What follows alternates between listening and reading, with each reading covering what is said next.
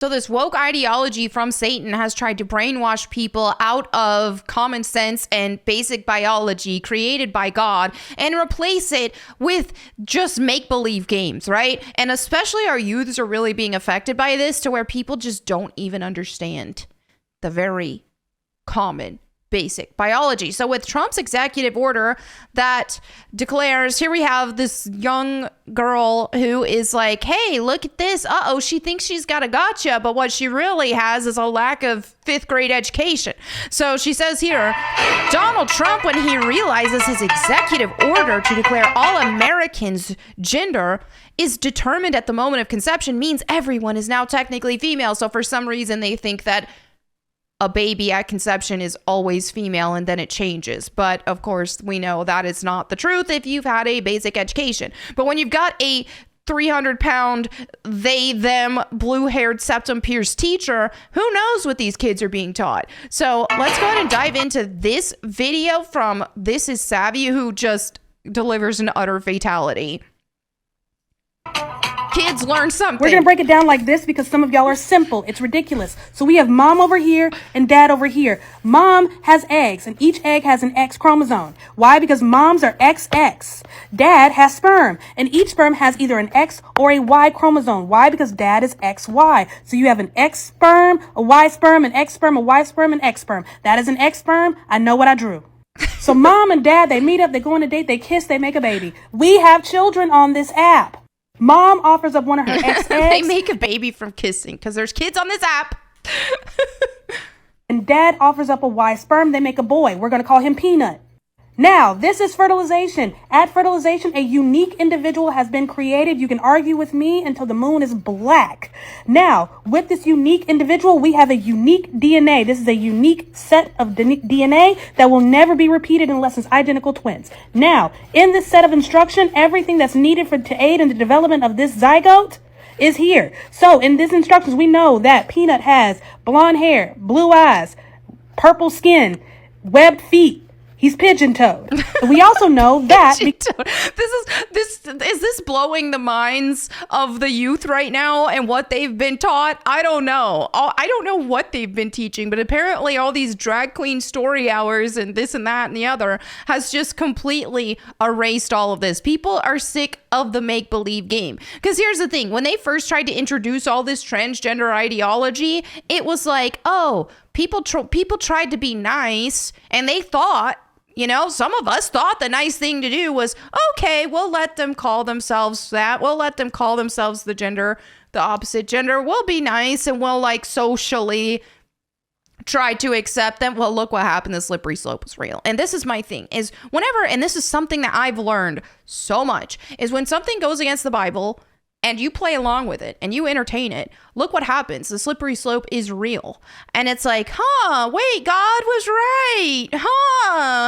So it's like, if we see things sometimes and we think that this is how the enemy works. This is how Satan works. He parades himself as an angel of light. So he tries to make things sound nice. He tries to make it sound like you're mean if you don't accept these things that are counter to God's creation. But it's not mean to not accept these things. It's just reality. And so look what happened with the slippery slope. If all of a sudden it just became, let's go ahead and, Bob, he's a cool guy. He wants to wear a wig and a dress, whatever. Let him do it. And then all of a sudden now it's Bob wants to invade the female restrooms. Bob wants to be a professional boxer, so he hits women for a living. Bob wants to indoctrinate children into this crazy perverted game, right? And so that's what the reality of these things is. It's perversion. To try to pretend like you're the opposite gender is a perversion against God's design, right? So we can't be, it's not the nice thing to try to support people in these perversions. The right thing, right? The right thing to do is to help these people and say, hey, you know what? This is a delusion. It's wrong. I want better for you. Seek Jesus, read the Bible. Jesus can help you to accept yourself as he made you. All right, so let's continue. Because an X met a Y, he is a boy. I'm sorry for yelling. Peanut is a boy. Sex is determined at conception. Now, where this whole thing that we're all female is coming from is this part right down here. Now, one of you is going to get smart and be like, well, why do men have nipples? That's what this is right here. So in between this stage and this stage being sex differentiation, all the mammalian traits start to come into play. Men and women, we all have mammary ducts and all that jazz. So that's why men have nipples. It's just part of the development. Human beings have nipples.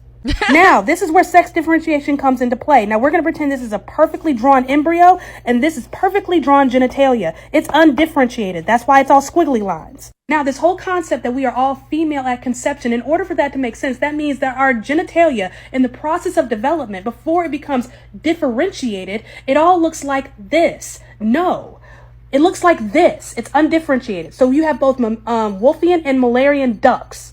I need to stop you. So this is the thing, is there's actual comments here from doctors who are like, thank you for this. Amazing job. So, Peanut is a boy, correct? So we get down here and it's time for sex differentiation. Now, because he is a boy, XY, he has a gene that is on his Y chromosome.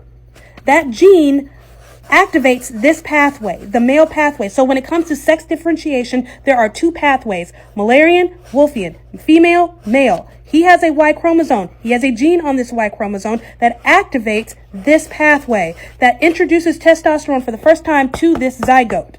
My bad. He's now an embryo. So that undifferentiated genitalia will start to differentiate into male genitalia. Now, the Mullerian ducts that were also present in here will start to dissolve and go away. That's what this means. In the absence of a Y chromosome, which means the gene that would activate the Y chromosome and introduce this pathway, in the absence of this, here. This does not mean that being female is the default. It just means that there is no gene that would activate this type of pathway. Instead, there are two X chromosomes, which means female. The path on which you will take was determined at conception. Now, why do people believe this? Let's talk about that. Now, a lot of this... Now she's also, because another thing that I notice that people say when we say, hey, there's only two genders, they're like, well, what about intersex people? And that's just a crazy thing too. And she talks a little bit about this. I'll let her do that. But it's just like, intersex is not a third gender. Intersex is where they had a determined pathway, but something messed up during development. But they still have a determined... Just let her just say this. This comes from here where it says, during early development, the gonads of the fetus remain undifferentiated. That is, all fetal genitalia are the same and are phenotypically female. Phenotypically female meaning appearing female. And when they say appearing female, that means nothing's there. Like nothing outwardly is there. We can't see anything. So that's what that means. It does not mean that we are all female at conception. It simply means that until we get to the sex differentiation stage, there's no way to tell what that baby is outside of a blood test. Now, why do people believe this? Because it's a last-ditch effort to save an ideology that doesn't make sense. Yep. Fact of the matter is, you cannot change your sex. You are either born XX or XY 90% of the time. Now, someone's going to be like, well, what about intersex? What about it?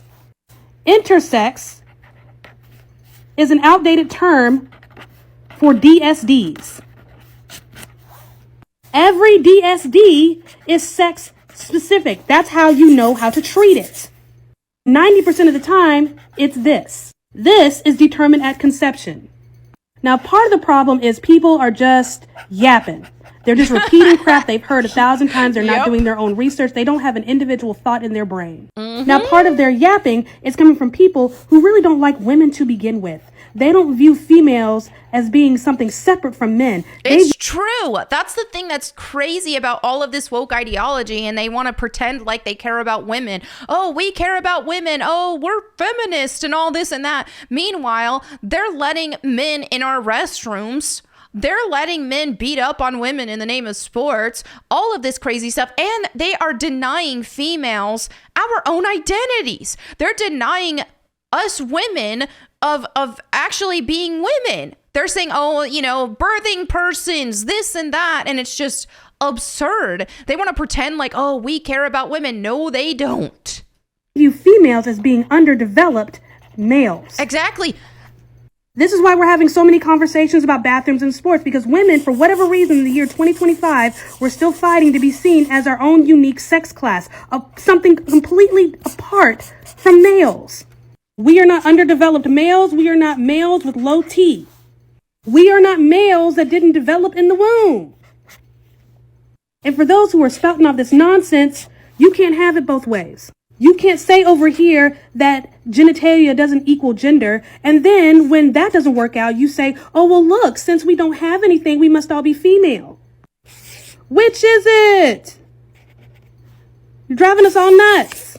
The moral of the story here, going back to our original drawing, is that people are mixing up sex determination and sex differentiation. People seem to think that the development of sex, that our sex is not determined until we get to this stage. No, our sex is determined at this stage, when mom and dad went and they got coffee and then they kissed and they made a baby. They made Peanut. It was already determined at conception that he was going to be a boy. And then we get to this stage where that Y chromosome activates that gene and he starts to develop the way he's supposed to be according to the instructions that were written down here. Now, even if something goes awry here, and that's where the DSDs come in, this still makes a difference. You're still one or the other.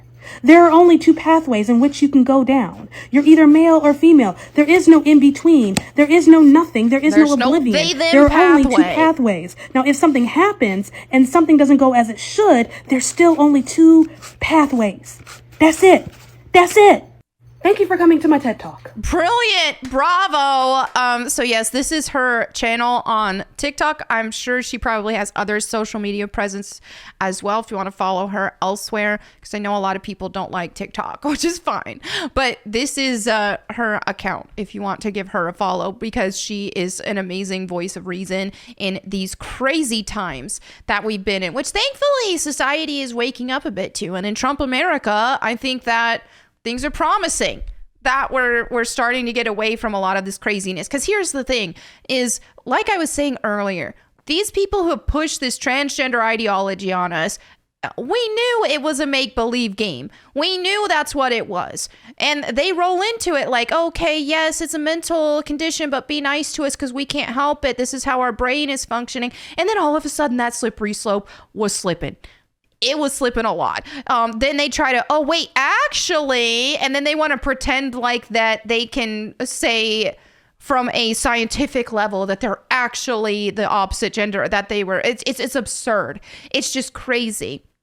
But I mean, this is what happens when you live counter to God's design, when you live counter to what the Bible tells us. This is what happens. So at the end of the day, obviously, not everybody is going to be a Christian. So if they want to live a life that's not Christian and that is abomination and that is imperversion, at least keep it out of our faces and stop trying to force society to accept this.